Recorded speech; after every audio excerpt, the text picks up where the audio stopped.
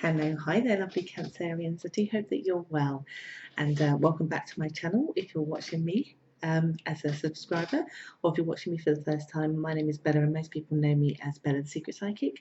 And this is your June love horoscope for 2017.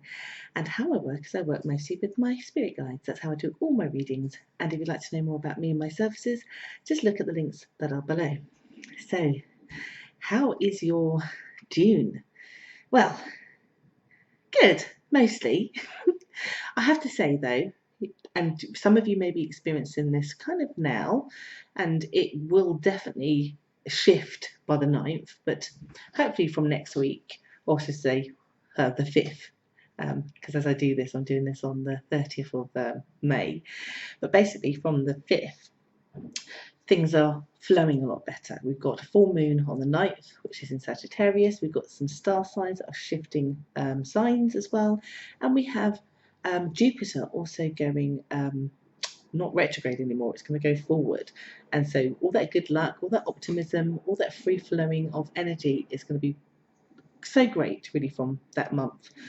So how does your month start? So kind of from like the 5th of June, and we're going to do kind of the 4 weeks from there to kind of give you a rough estimate. So in the first week, it feels to me, because a lot of you would have had a really kind of good time, or at least an okay time, no dramas necessarily in the month of May. But a lot of you would have had a really good time, and your head is in a really good place, despite some stagnation and despite this kind of lack of movement in all things of your life until we get to around the 5th. And then things start to flow a bit more freely. But it feels to me that you're a little bit over generous with your energy, your time, your emotions. Like, it feels to me that in your love life in particular, whether you're single or not, that actually you're giving too much, and that perhaps without you knowing, because you're so euphoric a little bit, that you're not realizing that there is like someone may be taking you a little bit for granted, or that somebody is trying to take, and they're getting a bit lazy now and are perhaps relaxing too much in the connection, particularly if it's a new one as well. I know sometimes you can get into a relationship and it kind of is really sort of intense, lovely and wonderful when you have that honeymoon period, and then one of you relaxes way too soon because they feel like they've got you, they've secured you, and you're still giving and giving. And then what's happening slowly in that first week is that other person is not giving so much. And for some of you in particular, small number, some of them are deceiving you. Some of them are starting to look elsewhere. So basically, in that first week, you really need to pay attention and take note and trust your intuition. Don't get too carried away in that first week with your own generosity, and also speak your mind. If you start to see the other person being lazy, because that's how it's mostly going to be for most people, it's a very small number where it's actually deceitful, and their attention is elsewhere. For most of you, it's just that person has just got plain lazy.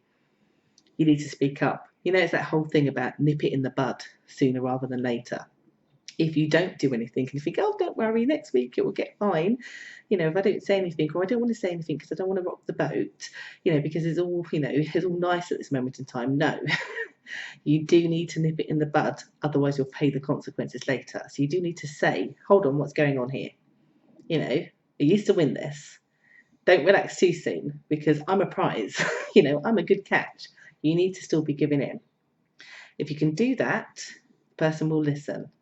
The person will not get too secure too quickly, and therefore perhaps display some behaviours that are just lazy and are not the most attractive in your eyes. So in the second week, like for those of you who don't listen, in the second week you really will start to notice, and you'll really start to become quite anxious, and your intuition will be all over the place, and so will your ego, and you'll be very discombobulated. So it's important you do nip it in the bud, because if you try in the second week, it may be almost like a little bit too late, but still do it. Don't think, oh God, I can't do it because Bella said. Still do it. But if you don't do that, that's how you're going to feel, and you're going to feel very isolated on your own. Where if you do say something, and you say it sooner rather than later, then actually you feel like you're in control. You feel, and it's a good control, not the horrible control. You feel like you're in control of the success of this relationship, that actually you've maintained the balance, and that you can then continue to nurture it. I think a little bit because you've had to have words, you're not as generous as you was, but I think that's very shrewd of you because you started to see that actually the balance wasn't there. So you just give the appropriate amount and allow them to give you the appropriate amount. It's a bit like, think about it this way. If you met somebody and then they started to do everything for you, wash the dishes, wash your clothes, tidy up around you. At first of all, you'd be like, oh, that's sweet. And after a while, you'd be like, okay, if you want to do that, then you can continue doing it because I don't have to do it because you seem happy enough to do it. So you see how the laziness can kick in. They may not mean to be lazy, but because you're doing too much, then they allow you to do it. And then this respect kind of goes. So basically, in the second week, you're going to give them their washing back. Do you understand? So that they do it themselves. And it's not to say you're not going to be generous and do things, but there's a recognition that because you were so happy and so prepared to do everything, that actually you wasn't seeing that they were then thinking, well, I don't need to. Sometimes we can unintentionally disable somebody by doing too much. And sometimes we can unintentionally become lazy because the other person's doing for us. It's human nature. Speak up, give them back their washing, and you'll be fine. Does that make sense? You'll get it. It's just those 2 weeks, because in the third week, particularly by that time, we would have had Jupiter going direct. We would have had this full moon in Sagittarius and all these shifts in the star signs, and things are flowing a lot nicer. So if you're in the northern hemisphere, the summer is a really good one for you. It's really nice.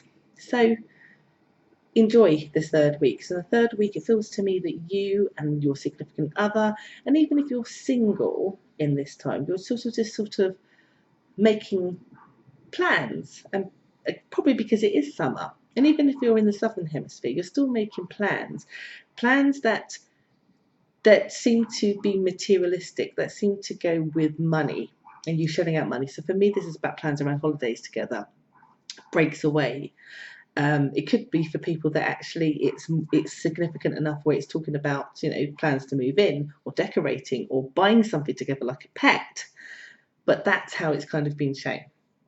And if you're single, you're investing and planning that money to almost say, I'm going to have a holiday with my girlfriends or my boyfriends in order for me to meet somebody.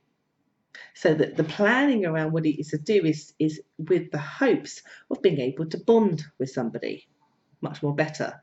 And it's 100%. My guide just came in with some more information. I would say this is 100% about travel plans, recreational things, but I would say for the majority is about how you're planning with your significant person, new or long term, or even if you're single, you're planning things. So going to a concert, going to events, going to places where there are other people that you can meet so that you can bond, that you can be with somebody in a nice way. And when you're in the relationship that you do have, if you're in a relationship, it feels like the other person, again, is really happy to do that because they recognise, because you had that talk with them and you gave them back their washing, that they needed to talk and do things with you and plan things together, which is really, really good. But don't overdo it again, because I think sometimes when it's exciting stuff, when it comes to you Cancerians, you can get so excited that, again, you might want to take the lead on it. Remember what happened in the first week.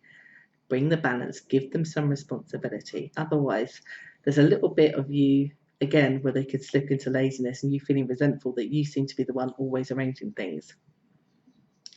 Recognise your role in it, basically, and make sure you give responsibility to keep the balance. Also, I have to say, for some of you, particularly those Cancerians that about 2 months ago, 3 months ago, had quite a bad experience, with their love life, and so you're just sort of picking up and feeling confident about yourself and being optimistic. It's in that week, even if that person is complying and is wonderful and is doing really well and is not lazy anymore, there's a little bit, and we all have that, we have kind of like flashbacks, don't we? We have a flashback where we think, is it going okay? Is it fine? Do I need to worry just because there was a little thing? It's just a thought. You're just doing what we all do, is just checking that you're safe, checking that it's safe to continue. And pretty much my guide's saying it is. Pretty much what I'm talking about is a reflection of normal life, normal relationships, which actually, what's the worst that can be with that? They're a little bit lazy. It's fine. Not all the time we can have that euphoric stuff. Sometimes we have to kind of find, test each other's boundaries to find where the line is. And I think that's kind of happened between you and somebody else, new or long term, is you're just sort of testing the boundaries, but also reaffirming what to get the balance right. If they're giving more or less, you get me, hopefully. But overall, what I'm getting in that fourth week, which is very much in line with the energetic shifts that we're having astrologically, is you and another person really wanting to sow and lay really good foundations through very good communication, very good balance between the pair of you, where, again, they're not doing too much for you and you're not doing too much for them. The balance is right. And that this hard work, that you're communicating about plans and things, the long term. There's lots of conversations in that fourth week about the long-termness between you and the other person. That will give you the security that you desire, that you've been hoping for, that you need. Which is good, because you kind of leave June feeling stable and secure. That you managed to get through your first mini little hump with somebody. And that's the beauty of relationships, isn't it? It's about fulfilling each other's needs, but also resolving conflict. When you can do that successfully, then you're building the really good foundations for the long-term relationship. So I do hope that that's helped you lovely Cancerians. If you, again, would like to know more about me or would like a personal reading, just look at the links below. I've been Bella, and I hope you all have an amazing June. Take care. Bye.